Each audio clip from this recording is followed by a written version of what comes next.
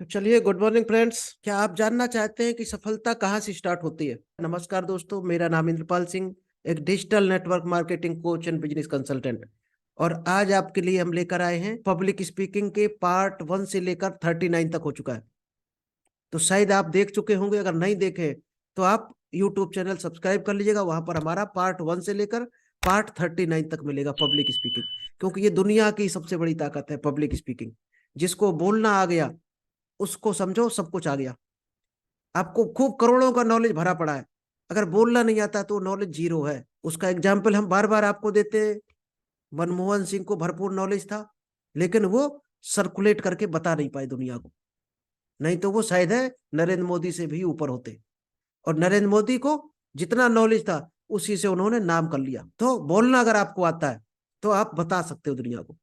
इसलिए सबसे बड़ी कला बोलने की है, और इसको भरपूर फायदा उठाओ। सीखो इसको। इस कला को नहीं सीखते हो तो सेल्स भी नहीं कर पाओगे आप। सेल्स भी आपके लिए जीरो है। तो उसी के लिए हम आज पार्ट 40 आपको बताने वाले हैं। लेकिन पार्ट 1 से 39 तक जरूर देखना है आपको। अगर वो नहीं देखा तो ये कम समझ आएगा आपको। इसका नाम है मैनरिज्म। क्या है? स्टेज पर जब आप खड़े हो तो किस तरह से खड़े होना है। एक मैनर बोलते हैं, जो कि क्या मैनर होता है जिसको लोग ज्यादा पसंद करते हैं। Don't slouch. झुककर बहुत से लोग खड़े हो जाते हैं। पोडियम का सहारा ले लिया। आपको स्ट्रेट खड़े होना है, झुककर खड़े नहीं होना है। क्योंकि झुककर खड़े हो तो शायद है लोग उसको पसंद नहीं करते। Don't move head to mouth. कई बार हम लोग क्या झुक झुक कर बात करते हैं। सर को नीचे झुकाते हैं फिर उठाते हैं। सर को ज्यादा झुका लेते हैं कई बार। तो नहीं करना है ये गलती। क्योंकि बॉडी लैंग्वेज आपने अगर देखा होगा तो शायद बहुत आपको समझ आएगा उससे। आप बॉडी लैंग्वेज वाला देख लेना कि हाथ कैसे चलाने हैं। नए हो तो शुरुआत कैसे करनी है। आप सिर्फ इतना ही कर दो, केवल ये हाथ रखो और इसको, बस इतना ही सफिशियंट है शुरुआत में। धीरे धीरे ऑटोमेटिक मूवमेंट बनता चला जाएगा। अगर हाथों को जेब में डाले हो, कमर पर रखे हो या बांधे हो इस तरह से, तो गलत तरीका है, लोग पसंद नहीं करते हैं।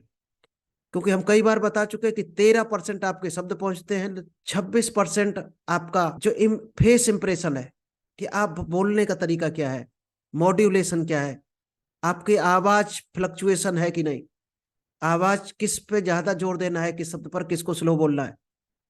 26% इससे पहुंचता है। और 55% आपका बॉडी लैंग्वेज काम करता है। और ना मानो तो अंधे गूंगे बहरे जो होते हैं, वो किस तरह से लोगों को समझाते हैं। हाथ इनका सिग्नल होता है और पूरी बात समझा देते हैं।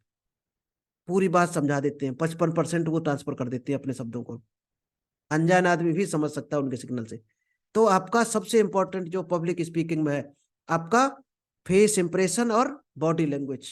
आप हाथ कैसे चला रहे हो, खड़े कैसे हो रहे हो, मूवमेंट कैसे कर रहे हैं बॉडी का, वो सबसे ज्यादा मायने रखता है। आई कांटेक्ट, कल बताया था आपको, कहां पर देखना है आंखों से। क्योंकि आपके आई कांटेक्ट में दम है तो आप शेर को भी नजरें झुका सकते हो, कुत्ता शेर की। और आंख अगर आपने इधर उधर कर दी तो आप हार जाओगे वहां पर। तो आपको आई कांटेक्ट में दम होनी चाहिए। और आई कांटेक्ट में दम तब आएगी जब आप सच बोलोगे, ईमानदार रहोगे। क्योंकि झूठ बोलोगे तो आप आई कांटेक्ट नहीं कर सकते किसी से, आपकी नजरें ऑटोमेटिक झुक जाएंगी। तो हमेशा सच, इसीलिए सच बोलना है, तभी आप आई कांटेक्ट बना सकते हो। कॉन्फिडेंस के साथ बोलना है। सच बोलोगे तो कॉन्फिडेंस आएगा, और कॉन्फिडेंस आएगा तो आप आवाज में दम आएगी आपके। झूठ बोलोगे तो आपकी आवाज भी दब जाएगी, आई कांटेक्ट भी खत्म हो जाएगा। Don't use close hand. कभी भी हाथ बंद नहीं करने हैं, मुट्ठियां बंद करके बात नहीं करनी है, उंगली उठा के बात नहीं करनी है। यानी क्लोज हैंड नहीं होने चाहिए आपके। चलिए, एक और हम 41 को बताते हैं, छोटा सा है। आपका जो माइक है वो 45 डिग्री एंगल पर होना चाहिए। जैसे अभी हमारे हाथ में ये माइक है, तो अगर हम इस तरह से सीधा रखें तो शायद है आवाज गलत जाएगी। क्यों जाएगी, हम आपको उसका रीजन बता दें। जब भी हम पा फा भा बोलेंगे तो मुंह से निकलेगी हवा तेज, और तेज निकलेगी तो जो साउंड जहां जहां लगा होगा बूम फटेगा एकदम। और जब फटेगा तो लोगों के पर्दे पर दर्द हो सकता है उससे। और आप जब 45 डिग्री करेंगे, यानी ये एंगल, तो हवा ऊपर से निकल जाएगी। और फिर भी कोशिश करो, ये प्रैक्टिस है, थोड़ा टाइम लगेगा। पा फा भा जब भी ये शब्द यूज करो आप, तो थोड़ा सा माइक को डाउन कर लेना है। और चिपका के भी नहीं रखना है नीचे। अगर नीचे बिल्कुल चिपका के रखते हो तो आपकी आवाज क्लियर नहीं जाएगी, यानी कि आवाज 50% कट हो जाएगी। इसलिए माइक हमेशा इस एंगल पे रखना है, 45 डिग्री। और माउथ का जो डिस्टेंस है माइक से कम 3 इंच की दूरी पर रखना है।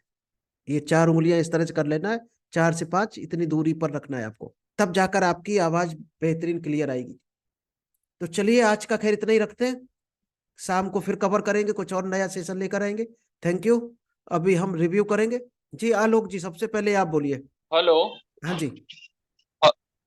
पहली बात तो ये है कि जो जितना सिखाया जाता है उसको इम्प्लीमेंट करना चाहिए सीधा, right sir? Right right. Okay, thank you sir. Okay thank you Alok ji. Jagdish ji, Jagdish Meena ji, अगर सुन रहे हो तो अनम्यूट करें और कुछ रिव्यू दें, कैसा सेशन लगा आपको। चलिए, जगदीश मीणा जी शायद सुन नहीं पा रहे या कहीं बिजी है, तो इनको हम शाम को अगर आएंगे तो चांस मिलेगा।